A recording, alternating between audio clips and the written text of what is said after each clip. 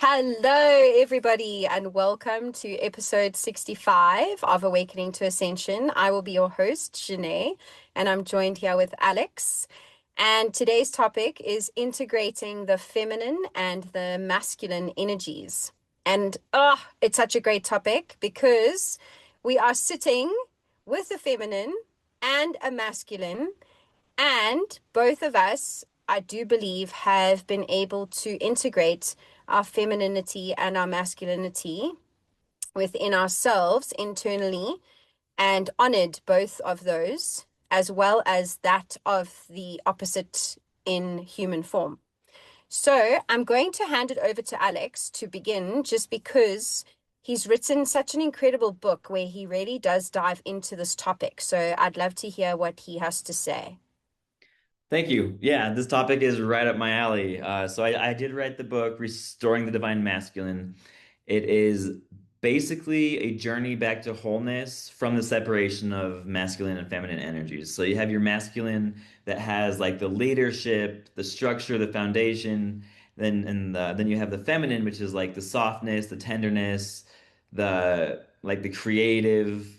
And if you keep those two things separate, then it causes this dissonance, this like distortion between power equality. So when you look at like masculines that are super rigid in their gender roles, you'll find men that refuse to do any cleaning at home, refuse to take care of the kids, refuse to nurture in any way, shape, or form. Where as men, we have the potential to do all the things. We can be flexible. We can be able to be tender. We can be nurturing. We can be able to help wherever we're needed. But when we get stuck in these gender roles, we just shut it all out saying, oh, that's a woman's job. When that is like, there's not one particular job for either of them. And that's why integration is so important. So, and for example, like guys that refuse to wear the color pink just because it's a girl's color, like it's just a color. It doesn't mean anything except for what we put the definition as. And being able to, yeah, like just be flexible with your roles, and like it's okay to this one's huge too. It's okay for guys to cry. Crying is a human emotion. We have anger, we have sadness, we have laughter, we have um like anxiety or excitement, nervous, like all the different emotions. We're meant to feel all of them. And when you shut one of them out, you're robbing yourself of the human experience just because you're too manly to cry or whatever the case is. Yes, Janae. You know, Alex, you say that men aren't allowed to cry and women can't get angry. So it's polar opposites. You know, society has made it that women need to remain sweet and, soft and feminine. And as soon as we step into some form of power, be it of an anger or a sternness, no, what? Oh, she's so harsh. Oh, she's such a bee. You know which word I'm talking about. Yeah. You know, and I'd also like to just say it's such a societal thing and it's such a programming because I was a real girly girl. Like, I was a ballerina. If you cannot be more girly than that, then I have no idea because I was spinning around on my tippy toes wearing pink. I was the definition of feminine growing up. And what happened was because I was only living in such a feminine energy and I hadn't quite connected to my masculine energy. And when you speak of feminine, masculine, it's not just gender. So yes, it is gender, but it's not gender. It's, as Alex described with regards to the creativity and the structure, and it's also the heart and brain coherence. So the feminine is your heart and the masculine is the brain. The feminine is the etheric. She's connected to the ethereal realm, and the masculine is very grounded in the 3D. And you need the two to balance. So it's not gender based, it's energetically based. So when I say that I was in my feminine energy, I do refer to that stigmatism of understanding that it be this pink and girly, girly, girly.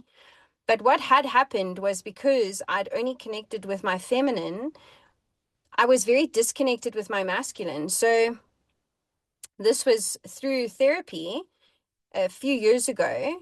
And I highly, dude, I think therapy is so good for you. And if people don't believe that therapy is good for you, that is something to be questioned because therapy is very needed. It's something that it's not because you're sick, it's not because you need help, it's healthy. It's healthy to go and speak as you're receiving information from a different perspective, from a different objective. So it's somebody that does not have any personal ties to your story that can give you a different narrative. And it makes you just digest and dissect everything very differently. So, anyways, through therapy, this was discovered. And at the stage, I was just craving doing all of these things. Like, I wanted to go shoot guns and I wanted to play golf and I wanted to drive fast cars and I wanted to do all of these like masculine things. And it was because I was so disconnected to my masculine that he was craving. He was like, please let me out. I've been suppressed for so long. So now I've got such a healthy relationship with the two that I'm able to integrate them, which is the topic. It's bringing them into unity with one another and it's acknowledging both of them. And it's acknowledging that both of them are a part of you. So yes, I am a feminine in my gender and Alex is a masculine in his gender, in his human form. But you have to integrate and balance those two energies that you have with you because it's so important. And especially if you are trying to find a partner to love. If you don't understand and have it integrated in yourself, then how are you going to understand it in somebody else that you want to love? Alex, do you have anything to add with that? Because listen, Alex is so connected to both his masculine and feminine, and I honor it. I think it's not many have that. And I've met very few masculines that are so connected with their feminine energy.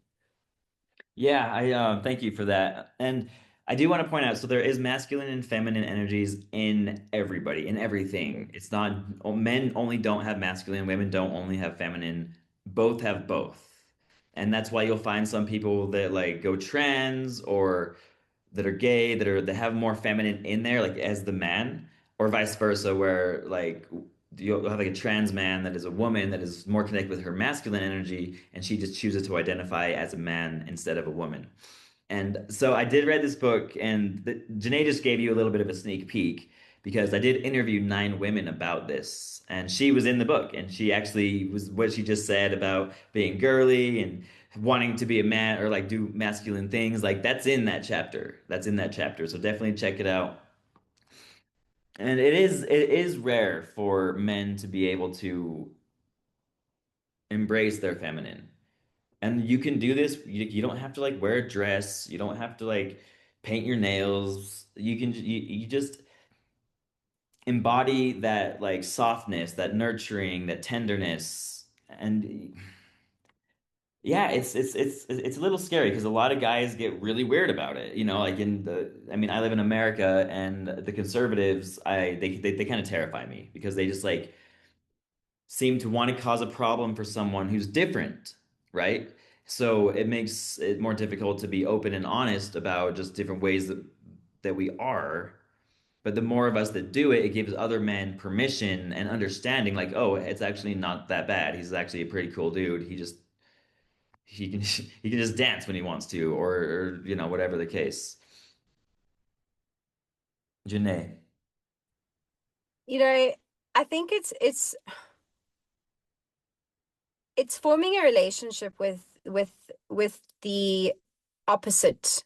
So if you are, like let's look at me because I'm feminine. So I'm a feminine and I need to have a healthy relationship with my masculine energy. So develop this relationship with your masculine. Ask him, what is it that you want to do? What is it that you want to like behave like? What is it that you want to embody? And you have to form this relationship. I speak so often about, when we're connecting to the higher realms and to the various beings of light, it's a relationship that you develop. You can't just go guns blazing in and be like, okay, well, let's do this. He doesn't know who you are yet. He doesn't even know who he is because you've suppressed him. So that's what I started doing.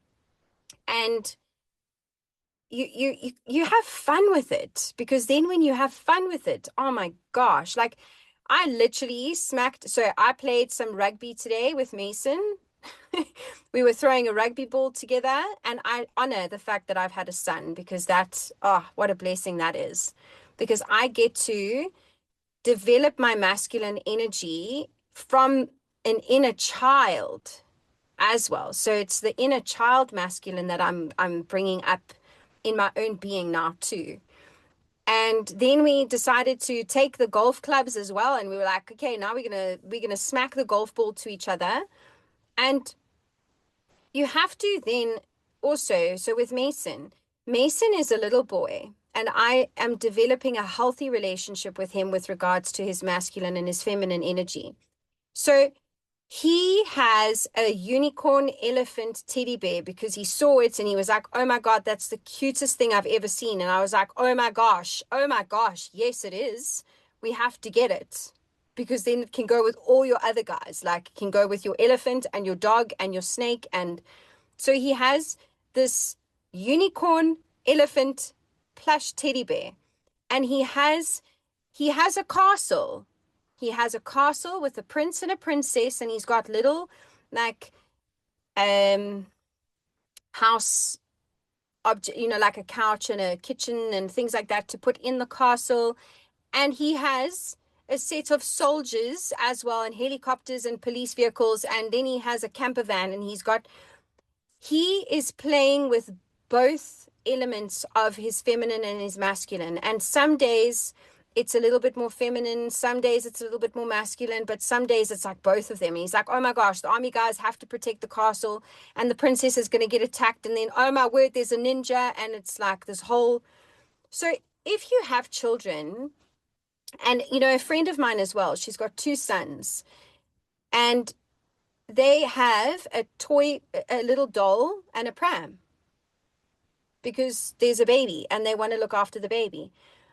If you've got children, please encourage developing the masculine and the feminine energy in them and nurture it. And while doing so, develop it in yourself. And remember, none of us are perfect. We are all growing. We are all learning every single day something new. So please don't walk around like you know everything, and don't preach as though you know everything, because none of us know anything. We are students.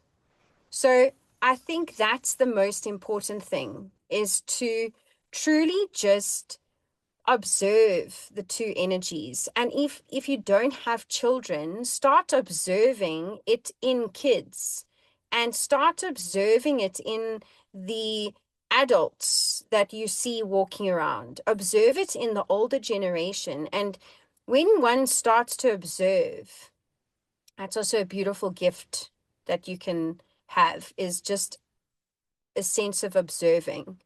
Not, the quietest person in the room is the most powerful, because they don't need to say anything. They're just watching. So those people that are silent are the ones that you should look out for, because they've got much to say, but they're observing. So I think that's what I just want to leave you with. And I think this topic is really, really beautiful. And please, please, I I really believe in supporting each other. And, Alex and Tara have the Wake and Wave Reflections and Rhythms journal, and they have a deck of cards in the States. And it's about support, it's about love, it's about community. And please go and do yourself a favor and order Alex's book and have a read. And I am one of the ladies that is in there. And it's you're doing yourself a favor. And the work that he did, you know, it's not an easy task to speak to 9 women. It's something that didn't just happen overnight. This was something he's done over time. It's something he's thought about very, very intricately and specifically wanted it to be delivered respectfully. So please go onto Amazon. He'll give you the details, the price, and please go support because I think more people need to read his book. Thank you so much, Janae. I did want to touch on, so yeah, I'm kind of jealous or envious that I don't have children of my own to be able to have that kind of an experience with. I think I would have a blast letting my inner child out, just like playing, because I didn't feel like I got really much of a childhood, an ideal childhood myself. Another thing I want to mention is in regards to Jesus Christ, as far as the masculine and the feminine integration. So Jesus actually embodies quite a few feminine traits.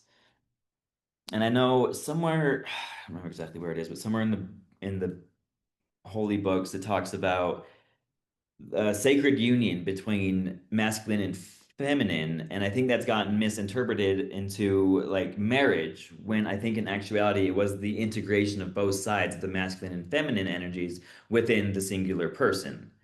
So, like with Jesus, he's got compassion, unconditional love, forgiveness, tenderness. Like all of these are feminine traits. And he wasn't a very aggressive man, right? He was a very understanding, very respectful individual, and he didn't have to prove anything to anyone else. So I would like to leave you with that. If you have any thoughts on that comment, please drop it in the comments below. Thank you so much for watching. Remember to like and subscribe, and we'll see you next time. My book is on Amazon, and I will put the link in the description below. Thank you for watching.